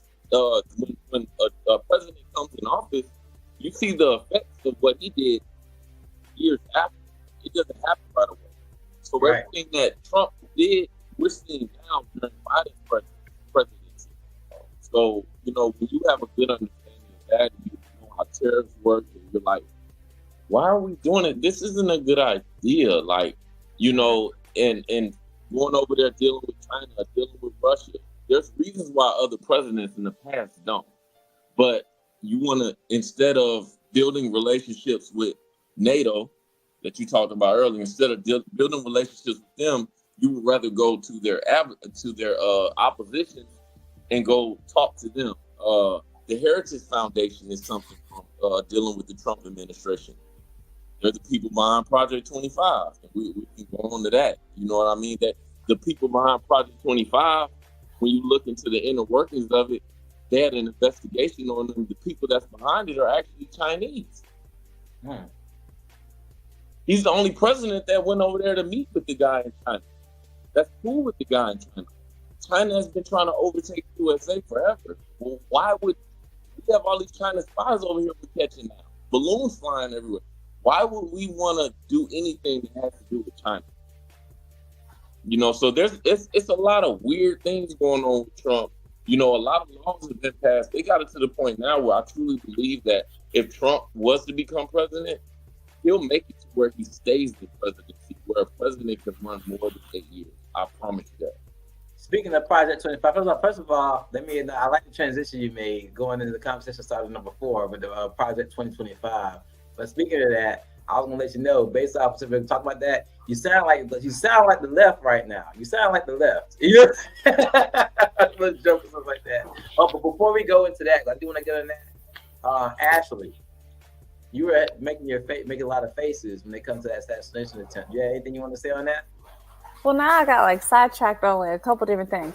So when you talk about that anime thing, and you talk about being a nerd, and you talking about this whole anime thing, I kid you not. As me and my children are sitting at the table, I'm like, what's a Simpson video? What's a Simpson episode? Are we looking for the Simpson episode to tell what's going to happen? But they say there's one where Trump got killed in 2025. That's they say there's one. I'm just saying. Mm-hmm. The Simpsons have predicted a lot of stuff, and they're pretty accurate so far. So let's get that. But let's go. That's funny. That was good. I want to hear what our in-house Republican has to say about what I said about Trump. Well, hold on. Give a time frame. Yeah. It's funny. So, it's interesting. I want to get into 2025. We're going to that. So, John, let's pocket that because if we're going with this to 2025, we'll go back to that. So keep that in mind. Don't lose it, all right? Yes. Okay. But Project 2025, we know, let me say this. I've been doing research on it today. And I personally thought it was a Trump thing. So there have been reports saying that Trump is not associated with Project 2025, though let's be real, we all think, but not all, but a lot of us think that Trump is associated with it because a lot of things fall into favor with him. John, I see your face, but because of the podcast, I have to say that, all right? You can't go off the conspiracies, you gotta go off facts, you feel me? But I will say this, Project 2025 was started by the Heritage Foundation, I believe it's called, and everything like that. Mm-hmm. And a lot of allies of Trump are aligned with Project 2025. But we can't say that Trump is directly involved because Trump has denied all allegations of Project 2025. Is it true? I don't know, but that's what's being said. We have to go off the facts of what's being said and not what we think. All right. But I do want to read something real quick. I was taking notes about Project 2025. And these are some of the things that they're saying is coming forth because of Project 2025. Some of the things that they're saying, there's supposed to be a 180-day plan for the first 180 days for the Republican presidency. So to get things in line because of how things have been going to the country socially and stuff like that. So some of the things that, and this is from, let me see the website real quick so I can tell you. So this is not from me. This is actually from Ron Duprat, who's a chef, just speaking on a poster he's seen by the Presidential Transition Project. So some things they're saying they're going to try to implement in no-fault divorce, complete the ban on abortions without exceptions, ban contraceptives. If you don't know what contraceptives are, that's birth control. Additional tax breaks for corporations in the 1%, higher taxes for the working class, elimination of unions and worker protections, raise the retirement age, cut Social Security, cut Medicare, end the Affordable Care Act, raise prescription drug prices, eliminate the Department of Education, use public taxpayer money for private religious schools, teach Christian religious beliefs in public schools, end free and discounted school lunch programs, end civil rights and DEI protections in the government, ban African American and gender studies in all levels of education, ban books and curriculum about slavery, ending climate protections, increase Arctic drilling, deregulate big business and oil industry, promote and expedite capital punishment, end marriage equality, condemn single mothers while promoting only traditional families, defund the FBI and Homeland Security, use the military to break domestic protests, mass deportation of immigrants and incarceration in camps. Oh, Jesus. End birthright citizenship, ban Muslims from entering the country, eliminate federal agencies like the FDA, the EPA, the NOAA, and more, and continue to pack the Supreme Court and lower courts with right-wing judges. So these are the things that are saying. Now, I'm not saying these are facts, but based off, the posters are being advertised for what Project 2025 is. These are some of the things that they're saying that the Heritage Party is going to try to push within the first 180 days. Obviously, all of it's not going to go through. That's going to be a lot of stuff to try to put in transition, and that's more than 4 years worth of work. But these are some of the things that they're saying going to be put into play, or they're going to try to put into play. So with that being said, we got 20 minutes left in the show. Let's take 10 minutes and talk about that. So let's everybody, give your opinions and give other people time to talk. How you guys feel about some of the things, or is there anything that specifically stood out to you in that project? I can identify with a lot of these, and I have some major issues with these. So if this goes to one particular party, then I'm voting complete opposite, because I won't stand for this. But remember, just because this is something the Heritage Project is doing, this is something Trump is putting into play. We don't know what it's going to be. So, it's kind of like up in the air. You know what I'm saying? But right now you're saying, like, if that's with them, I can understand what you're saying with the allies of Trump being associated with this. It seems like that's where it's going to go, right? You're like, yeah. I'm not willing to take that gamble. Somebody said, I need my birth control. I mean, hello, look at my eyeballs. We need y'all to need the birth control. We don't need no more kids either. Thank you. Like, I mean, I can go down the list individually. Mm-hmm. I mean, but we need more time. Right. So right. We definitely need more time. Probably revisit that in another episode. One thing I can say, and Caleb, I think you agree. You can agree with me, because one thing I will I will say about Caleb, me and Caleb worked in the same school program.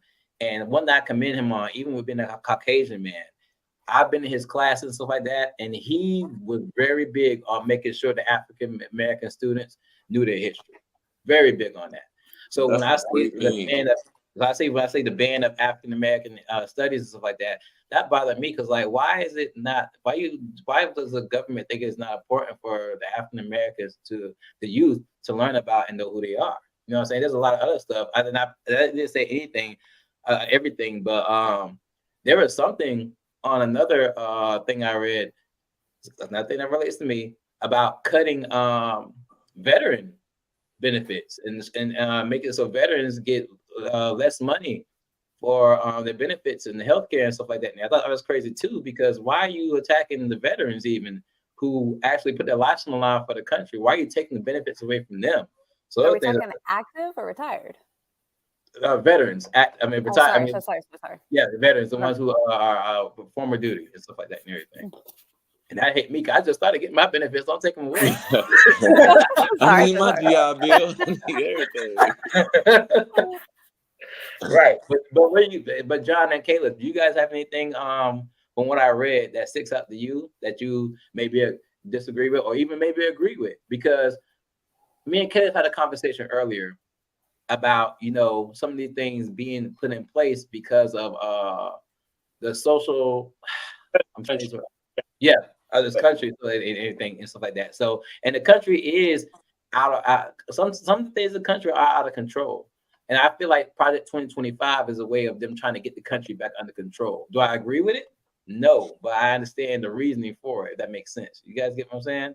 I totally disagree with it. You can't control people, but they're trying to control the negativities in the country. But I think they're going a little too far with it. So where you got? Go ahead, Caleb.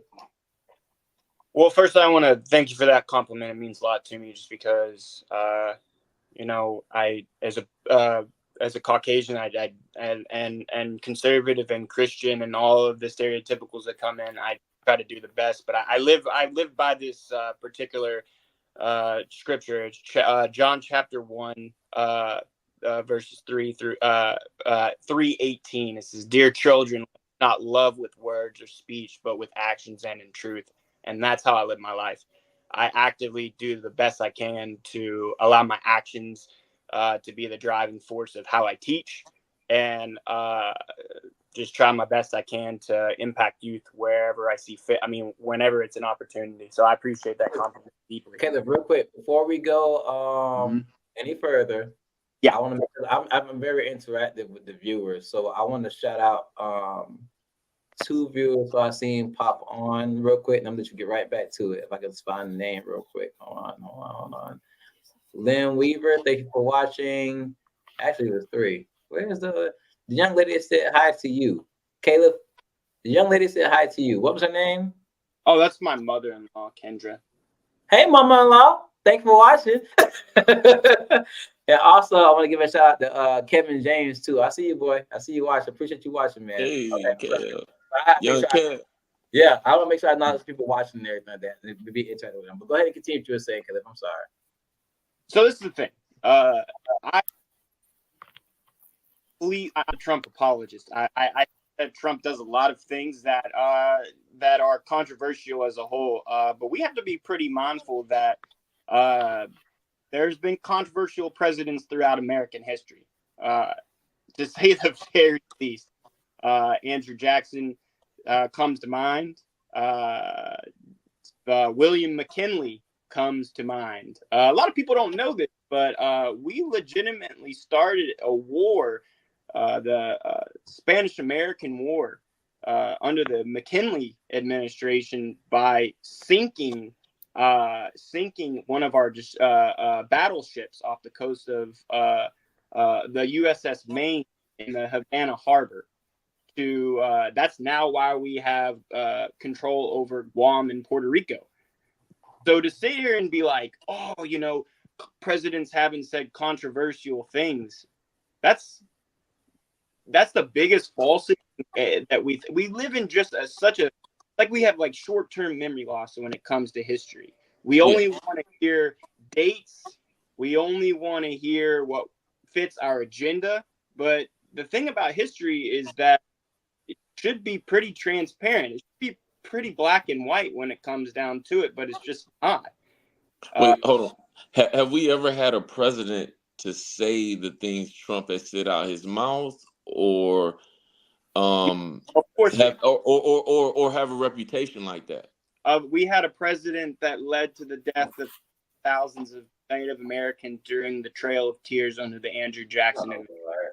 Was he a good president? No, he was a Wait, He wasn't a good president.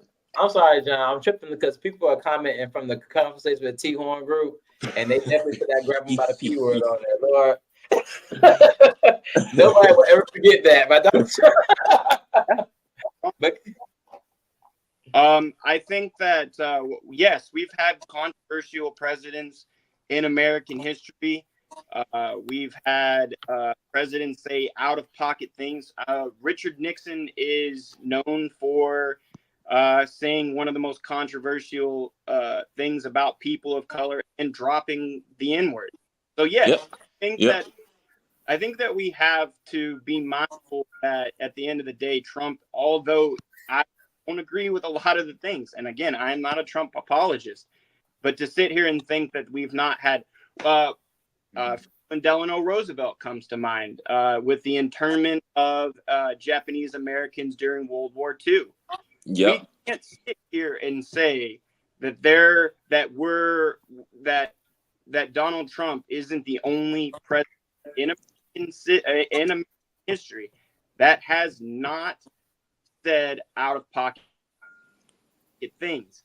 The difference between Donald Trump and prior presidents is that things are now broadcasted at such a vast rate that it's very difficult to be mindful of the fact that widely had secrecy on their side before the internet became a thing, before news media became a thing. Well, to be fair, the mic has always been in front of the president. He's always had to stand in front of a mic. But to hear the president say, "I don't particularly like that guy," or talk about the beating of another running mate's husband, was it Nancy Pelosi? Things like that you don't hear presidents say on a regular basis. And didn't he make fun of a mentally challenged person during his presidency too, and stuff like that? That was one thing. That's just one of many. Yeah, one of many things. It's just for me. It's like, white or black. Right is right. Wrong is wrong. Hold up. Pause. Y'all see who made that comment, right? I gotta read it. That's the wifey. I gotta acknowledge her. Okay. We can have a controversial president all day, but being a danger to society is a problem. What was the date? What was the date that they had that riot in Washington? That they say President Trump he like kind of low key kind of promoted, and then they went crazy in Washington and stuff like that? That was the January 6th insurrection thing, they call it, when they rushed the White House. Yeah. I mean, that's one thing. Those people are patriots in his eyes, and they should be pardoned.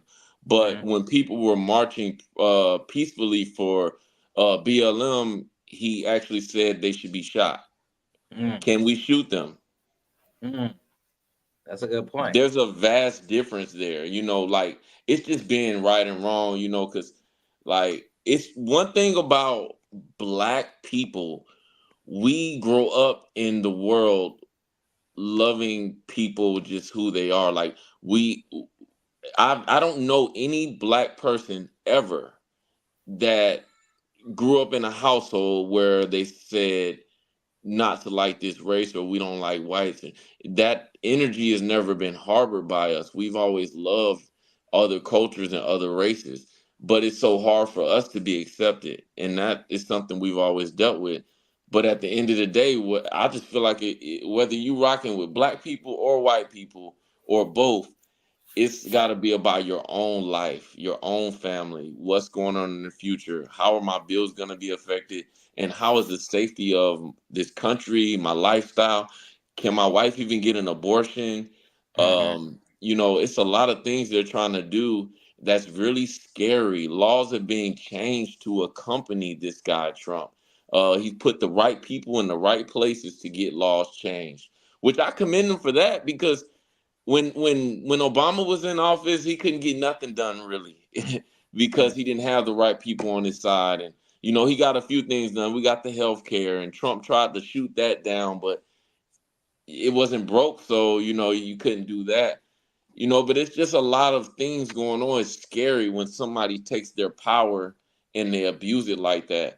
The government I've never seen the government shut down or even been close to threatened to being shut down so many times than in the 4 years Trump was in office. He literally told us, we're shutting the government down because I want my name put on the stimulus checks. They need to think that this came from me. Got you. So that's a dangerous thing to me, man. We got 2 white people up there. Why we can't just vote for the right white guy? Right. You know what I'm saying? That's all I'm saying. Like, so why did it be white? Real quick, guys. We got 10 minutes left in the show, and I want to get everybody's point of view. Caleb, I know you got something real quick, but we still gotta hit a couple things. So real quick, Caleb, go ahead. Get your point of view. Go ahead. Say what you're gonna say. Would you be concerned if a president of the United States had connections to the Ku Klux Klan? Very much. I mean, I would.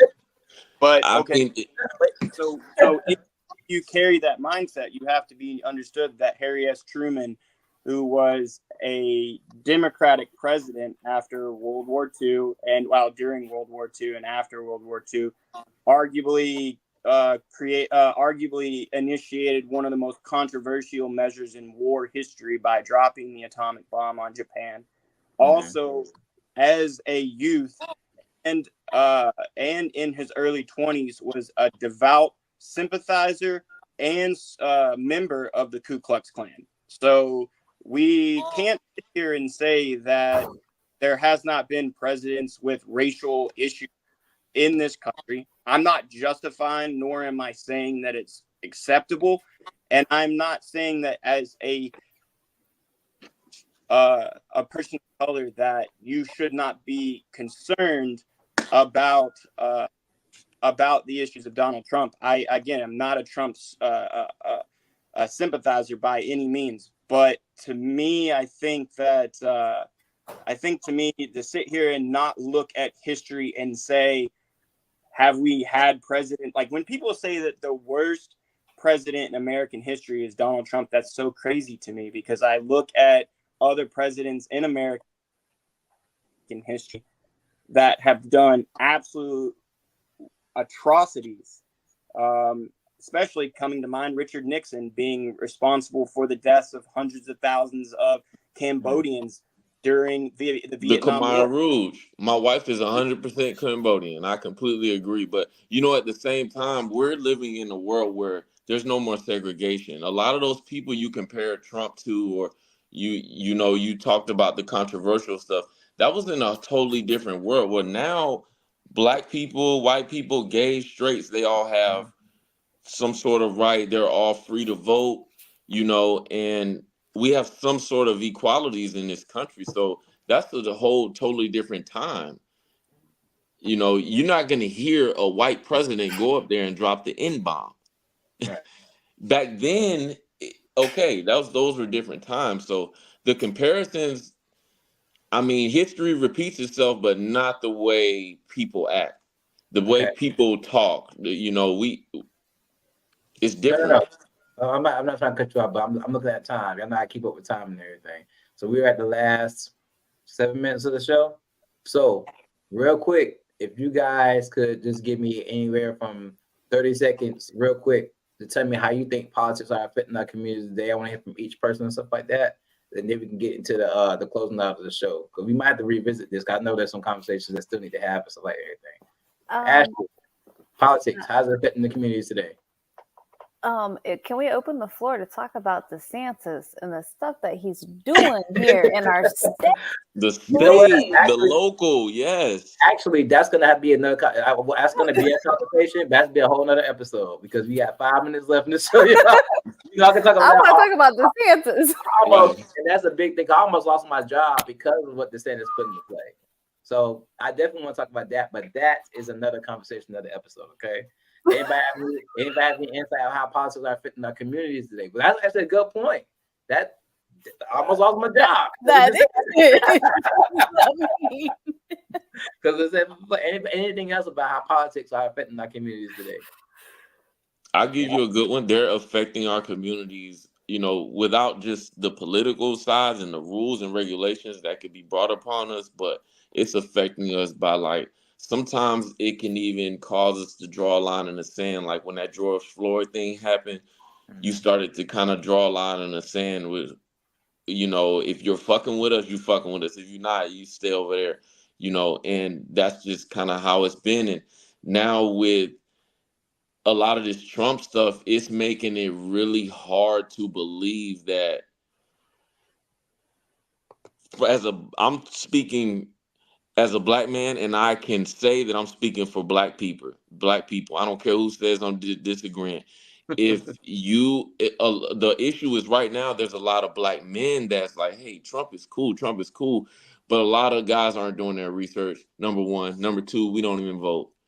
We just don't. We don't get out there on the polls because we're not even into the politics. The only thing we think of is, we made some money while he was in office.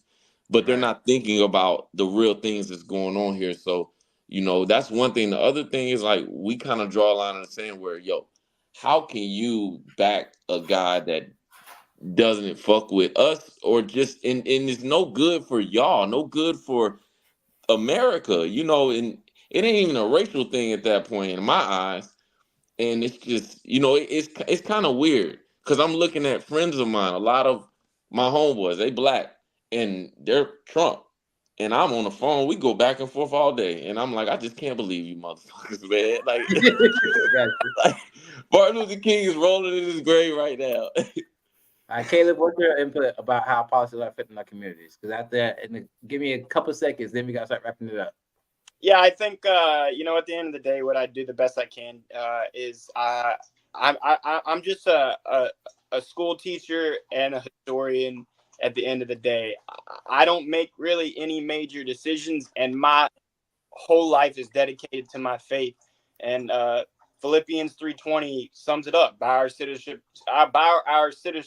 is in heaven, and from it we await a Savior, the Lord Jesus Christ. And I do the best I can to pray for this nation. I love this nation. I love each and every one of you all. Faith to be the driving force, and I'll happily be I'll allow the big dogs, if you will, to make the decisions for and just back down a bit, and hopefully just through the act of prayer and salvation through my Lord and Savior Jesus Christ, this country will find its way like it has in the past. Okay, I agree with that wholeheartedly.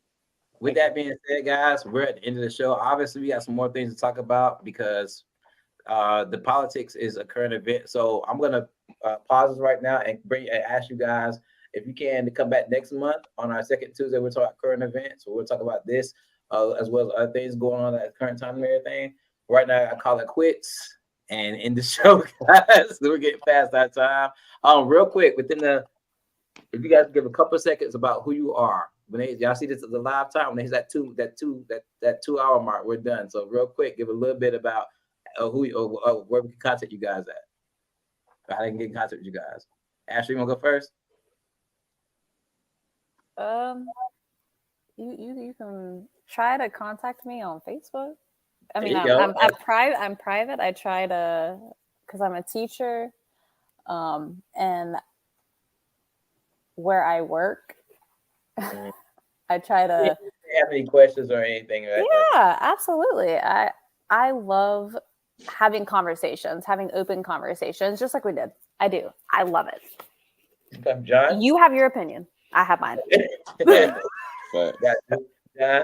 My name is John Alexander. I'm on Facebook, same name. You can find my company at Dedicated and Dependable Logistics. If you want to reach me, I'm sure you can find a way to get to me, or any speaking engagements or anything like that. Just reach out. Terrence knows how to find me too. Gotcha. Caleb? Well, I'm pretty private as well. Mhm. That's not a secret by any means. You can always reach me on Messenger. I as I'm sure you know, Horn, I live and breathe history. It's my life. It's what I do daily. It's how I reflect it in the classroom, and I also I'm a man of faith. God saved my life, and I'm not ashamed to say that in by any means of the stretch. So if you ever want to have a conversation about politics, current events, history, religion, I'm always available to talk, and I'm pretty open-minded. I know a lot of people kind of jump to the conclusion that a lot of Republicans aren't easy to talk to, and I get that stereotype, but at the same time, I love this country. I have family that have fought and died for this country that are in active duty to this day. And I'm so thankful that I have the freedom to be able to just come out and talk openly and honestly to my peers. So to be honest, I also want to thank you, Horn, from the bottom of my heart for just letting me have being a guest. No problem. Yeah, thank you. All right, guys. No problem, guys. No problem. I would love to have you guys on again. But we are at the end of the show. This is Conversations with T-Horne the Uncool. We're going to continue next week with our Highlighting a Positive Person Tuesday, every third Tuesday. We talk about a lot of good stuff and everything. And the main thing is, no matter what what political party, what culture you follow, we need to have unity. We can talk about stuff and we can agree to disagree. But even if we disagree with each other, once we have understanding, we move forward. I'm T-Horne the Uncool. Be blessed, be uncool, and go vote. You see, it's important, all right? Y'all be blessed, man. Thank y'all for being on tonight, too. Yeah.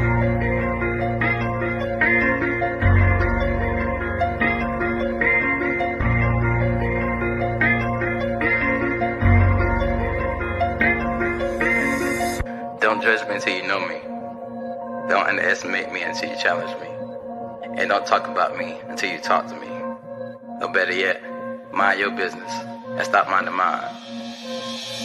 Yeah, I'm the topic of conversation. Circles talk about me. Yeah, I'm in rotation. I'm the one they talk and then they gossip about. Now it's so hard for them to keep my name out their mouth. Oh, I'm the topic of conversation. Circles talk about me. Yeah, I'm in rotation. I'm the one they talk and then they gossip about. Now it's so hard for them to keep my name out their mouth. Oh, my name coming out must taste good if you keep it in your mouth. Got something must for you if you go down south. I'm just playing. What the heck you talking about, huh? Why you worry about who I wanna date, huh? Why I'm the main course on your plate, huh? Why everything concerning me gotta turn to be argument or debate, huh? Is he a Christian religion? Has he forsaken? He just was dating her. How many women he dating? Had another kid? That nigga don't know when to stop. I heard he smoking, getting high. Boy, that fell from the top. See what I learned. This your concern. It's all about me. Y'all gossiping made me look at y'all like female dogs in heat. But let's make something concrete. I'm seasoned, yes indeed. Y'all must like the recipe, cause y'all all on my meat. Yeah, I'm the topic of conversation. Circles talk about me. Yeah, I'm in rotation. I'm the one they talk and then they gossip about. Now it's so hard for them to keep my name out their mouth. Oh, I'm the topic of conversation. Circles talk about me. Yeah, I'm in rotation. I'm the one they talk and then they gossip about. Now it's so hard for them to keep my name out their mouth. Oh, haters try to diss me, they love me, but they dismiss me. Play hard, but acting sissy. They lies be so convincing, and exes get jealous quickly. They won't admit that they miss me. They hate that I moved on, so use my children against me just to keep up the talk. People peep on my wall just to keep tabs on my flaws, just to keep me involved. Doing everything they ask me, but that ain't enough. I'm on everybody's tongue and everybody on my jump. His rap career won't take off. That nigga ain't hard, he really soft. Try to see his page, but I'm blocked. He was living for Jesus, then he stopped. He get girls just to knock him off. He lies, the truth ain't what he taught. I be so close to popping off, but then I realize I don't give a fuck. Yeah, I'm the topic of conversation. Circles talk about me. Yeah, I'm in rotation. I'm the one they talk and then they gossip about. Now it's so hard for them to keep my name out their mouth. Oh, I'm the topic of conversation. Circles talk about me. Yeah, I'm in rotation. I'm the one they talk and then they gossip about. Now it's so hard for them to keep my name out their mouth. Oh, My whole life, I lived it based off of other people's opinions. They judge what I do, what I say, how I think, and I judge my whole life based off their interpretations. But now I got to the point where I realize my life is my own, and I'm the only one that can live it. So, if you got an opinion, keep it to yourself. I'ma live how I see fit. I'm the topic of conversations. Yeah, I'm in rotation. Gossip about. Keep my name out their mouth. Oh.